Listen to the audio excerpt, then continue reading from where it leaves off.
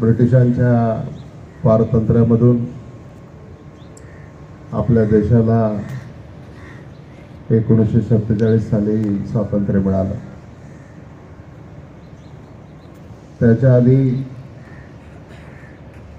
राजघराण्यांचं राज्य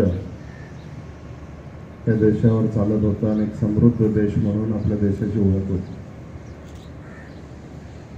मधल्या ब्रिटिशांच्या 150 वर्षाच्या काळामध्ये आपल्या देशाला बरंच मागे जावं लागलं आणि त्यांनी आपल्या देशावर सत्ता सुद्धा स्थापन केली। परंतु या देशातल्या स्वातंत्र्य सैनिकांनी, विचारवंतांनी, नागरिकांनी आणि नेत्यांनी अनेक वर्ष लढा देऊन या देशाला स्वातंत्र्य मिळवून दिलं। भारत देश हा अनेक राज्य असलेला देश, अनेक भाषा बोलणारा देश आणि मग या देशाला नक्की कुठल्या प्रकारचं सरकार द्यायचं याचा विचार या देशामध्ये सुरू झाला आणि डॉक्टर बाबासाहेब आंबेडकरांच्या नेतृत्वाखाली या देशाला राज्यघटना मिळाली। 47ला स्वातंत्र्य मिळालं आणि 1950ला आपल्या देशाची राज्यघटना ही अंमलात आली आणि तेव्हापासून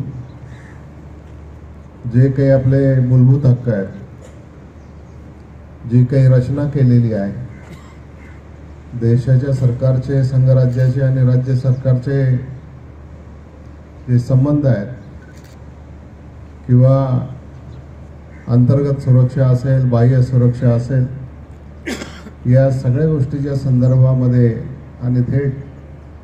सत्ता परिवर्तनापर्यंत कुठल्या पद्धतीने जायचं याचं नेमकं विवेचन आपल्या देशाच्या घटनेमध्ये केलेलं आहे आणि गेले अनेक वर्ष एक लोकशाहीवादी, धर्मनिरपेक्ष, सर्व जाती धर्मांना, सर्व पंथांना सामावून घेणारा देश म्हणून भारताची वाटचाल सुरू आहे आणि म्हणूनच आपण दरवर्षी ज्या दिवशी देशाची राज्यघटना अस्तित्वात आली,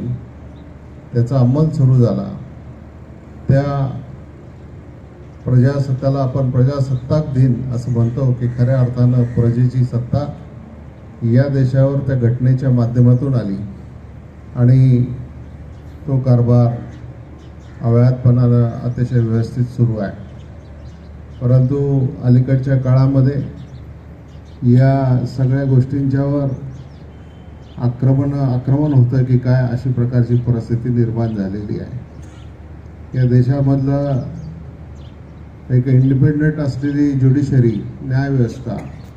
सुप्रीम कोर्टाच्या 5 जजेसनी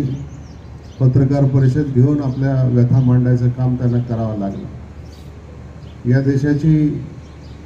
CBI सारखी संस्था, त्याच्यामध्ये सुद्धा आपसामध्ये मतभेद झालेले आपण पाहिलेले आहेत आणि सगळ्यात महत्त्वाची गोष्ट जी आपली घटनेमध्ये सांगितलेली आहे, आपल्याला आपलं स्वतःचं मत व्यक्त करण्याचा जो अधिकार आहे, तो मत व्यक्त करण्याचा अधिकार अलीकडच्या काळामध्ये माध्यमांच्या माध्यमातून किंवा या इलेक्ट्रॉनिक मीडियाच्या माध्यमातून किंवा वर्तमानपत्राच्या माध्यमातून संकुचित होताना आपल्याला त्या ठिकाणी दिसतोय आणि म्हणून आपल्या पूर्वजांनी मिळवलेलं स्वातंत्र्य